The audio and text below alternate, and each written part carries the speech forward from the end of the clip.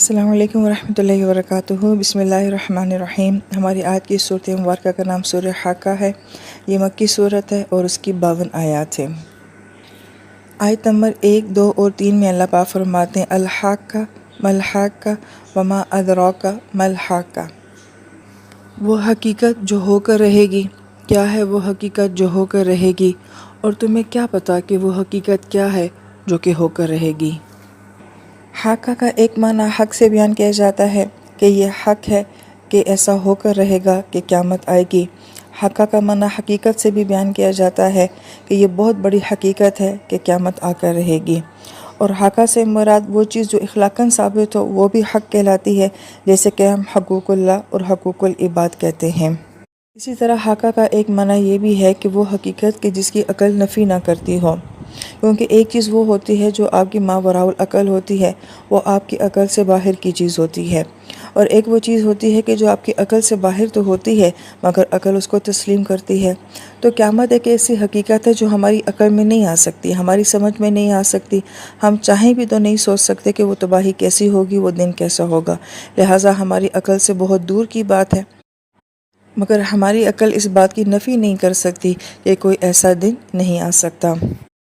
پھر ان آیت مبارکہ میں ایک صوتی آہنگ بھی پایا جا رہا ہے، جیسے کہ الحاقہ ملحاقہ، اور اہل علم یہ فرماتے ہیں کہ بہت ساری باتیں ایسی ہوتی ہیں جو آپ کسی لفظ کے معنی سے نہیں سمجھا سکتے، بلکہ وہ اس کی آواز سے اور اس کے بولنے کے انداز سے ہی جو ہے سمجھی جا سکتی ہیں۔ لہٰذا ان آیت مبارکہ کو جتنا عرب اچھا سمجھتے ہیں وہ ایک عجمی نہیں سمجھ سکتا، کیونکہ ہم اس بات کو فیل نہیں کر سکتے کہ الحاقہ کے اندر کیسا روب ہے، کیسی شان والے یہ الفاظ ہیں، اور ان کے اندر کس قسم کا انذار جو ہے وہ پایا جا رہا ہے۔ جیسے ہم اردو میں ایک لفظ بولتے ہیں کہ بچو،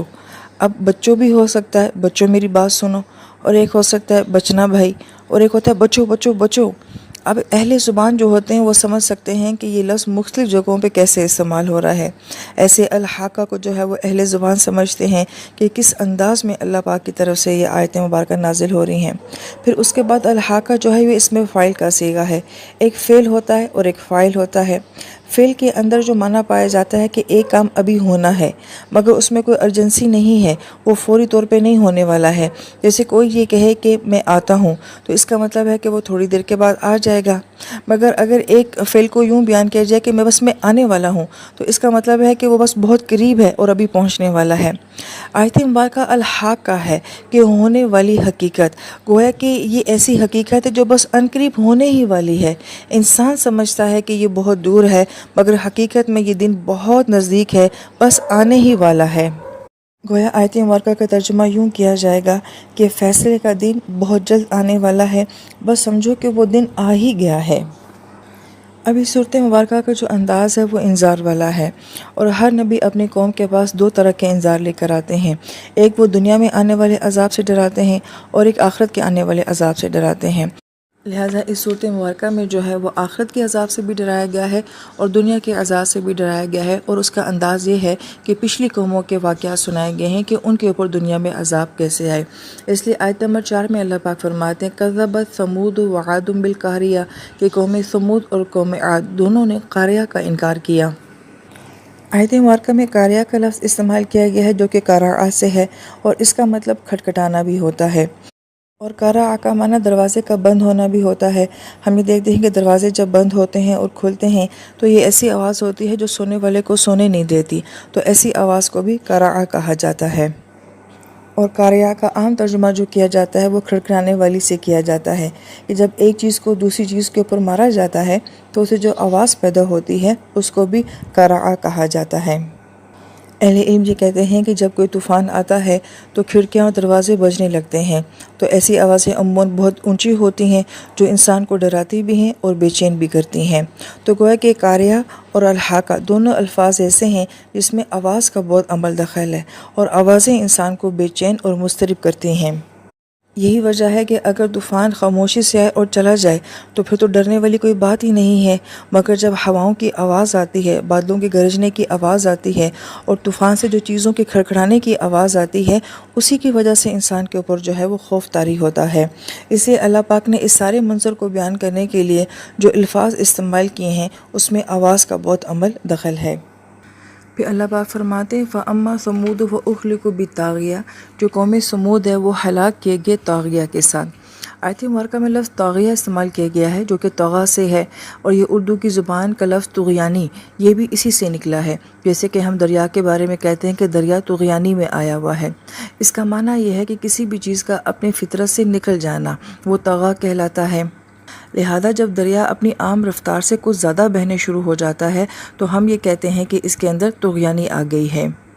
مفسرین کرام اس آیت مبارکہ کی بہت ہی خوبصورت تفسیر بیان فرماتے ہیں۔ وہ فرماتے ہیں کہ یہ ہوا، پانی، زمین، پہاڑ، آوازیں، یہ سب وہ چیزیں ہیں جو کہ انسان کو نفع دینے کے لیے ہوتی ہیں، اور مسلسل ہم یہ دیکھتے ہیں کہ جب سے کائنات بنی ہے کہ تمام مخلوقات ہیں یہ بھی اللہ پاک کی تخلیق ہیں، اور یہ سب جو تخلیقات ہیں یہ انسان کو نفع دے رہی ہیں، انسان کی خدمت کر رہی ہیں۔ مگر کیا ہوتا ہے کہ ہم دیکھتے ہیں کہ بعض اوقات یہی ساری مخلوقات جو ہیں یہ بغاوت پہ آ جاتی ہیں، طغیانی پہ آ جاتی ہیں، اپنی فطرت سے باہر آ جاتی ہیں۔ مفسرین کرام یہ فرماتے ہیں کہ جب انسان اللہ تعالیٰ کا باغی ہوتا ہے تو یہ تمام مخلوقات انسان کے خلاف بغاوت کا اعلان کر دیتی ہیں۔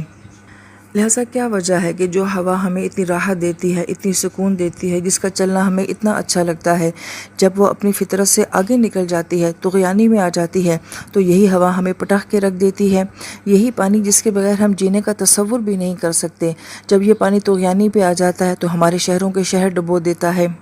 یہی پہاڑ جو ہمیں اتنے اچھے لگتے ہیں اور جن پہ جانا ہمارا شوق ہے، جس پہ ہم تفریح کرتے ہیں، مگر جب یہی پہاڑ طغیانی پہ آتے ہیں تو یہ ہلنا شروع ہو جاتے ہیں، اور گاؤں کے گاؤں اور بستیوں کی بستیاں جو ہیں وہ کہیں دفن ہو کے رہ جاتی ہیں،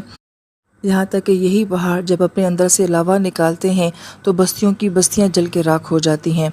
اسی طریقے سے باقی تمام مخلوقات کے اوپر بھی آپ قیاس کر لیں کہ کس کس طریقے سے ہر مخلوق ہمیں نفع دیتی ہے، مگر جب انسان اللہ تعالیٰ کا نافرمان ہو جاتا ہے تو یہ مخلوق ہماری نافرمان ہو جاتی ہے۔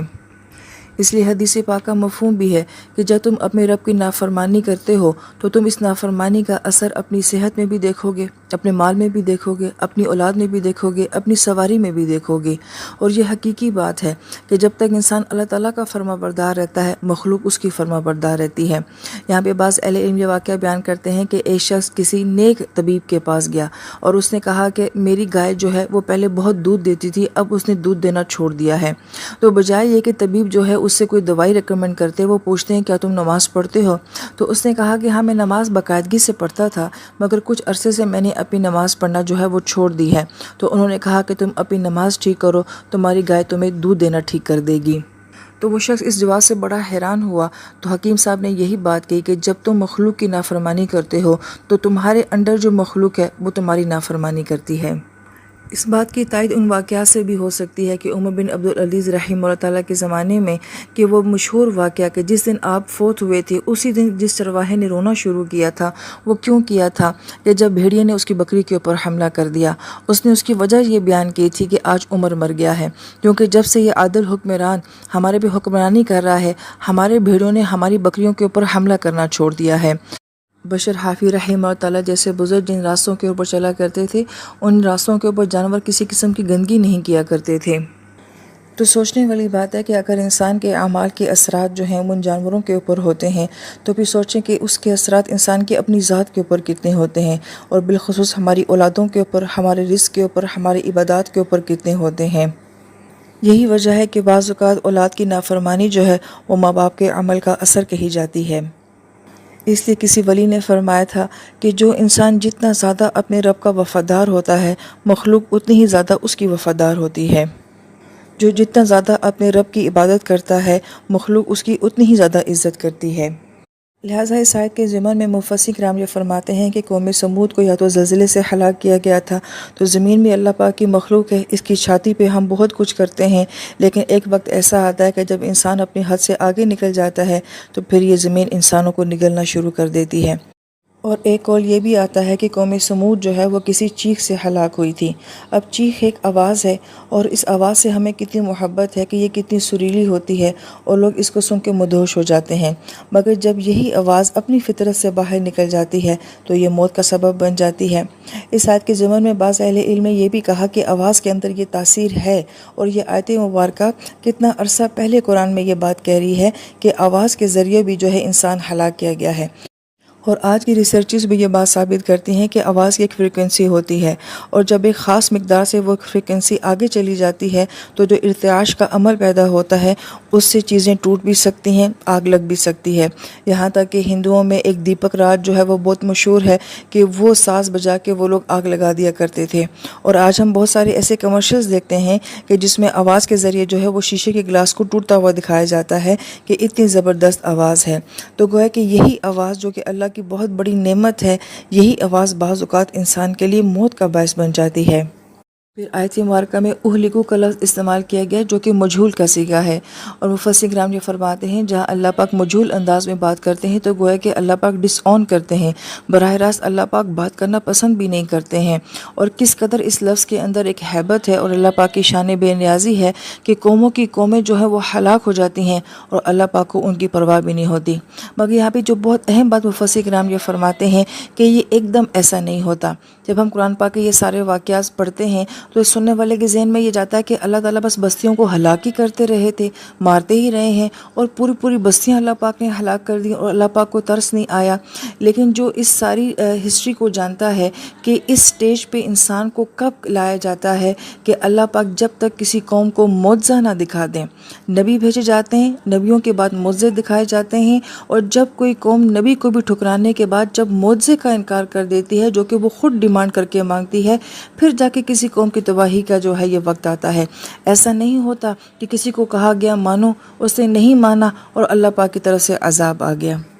یہی وجہ ہے کہ اللہ پاک نے اس امت کے معجزے کے سوال کو کیوں پورا نہیں کیا، اس لیے کہ جب قومیں معجزہ مانگ کے اس کو دیکھ کے پھر جب وہ نہیں مانتی ہیں پھر ان قوموں کو تباہی سے کوئی نہیں بچا سکتا ہے۔ لہٰذا ان قوموں نے معجزے مانگے، ان کو دکھائے گے، اور پھر جب وہ نہیں مانے تو یہ لاسٹ سٹیج ہے، پھر اس کے بعد جو ہے عذاب آتا ہے۔ لہٰذا ان سارے واقعات کو جن میں قوموں کی تباہی کا ذکر آتا ہے تو یہ بات ازبر ہمیں ہو جانی چاہیے کہ یہ بالکل لاسٹ سٹیج پہ جا کے معاملہ آتا ہے۔ اس سے پہلے نبیوں کی طویل دعوت ہوتی ہے، طویل کوشش، محنتیں، نبیوں کا پاگلوں کی طرح ان کے پیچھے بھاگنا ہوتا ہے، اور پھر اس کے بعد اللہ پاک کا پے در پے ان کو معجزات دکھانا ہوتا ہے، اور ایک طویل دعوت کے بعد اور ان کے طویل انکار کے بعد پھر قوموں کی تباہی کا جو ہے وہ وقت آتا ہے۔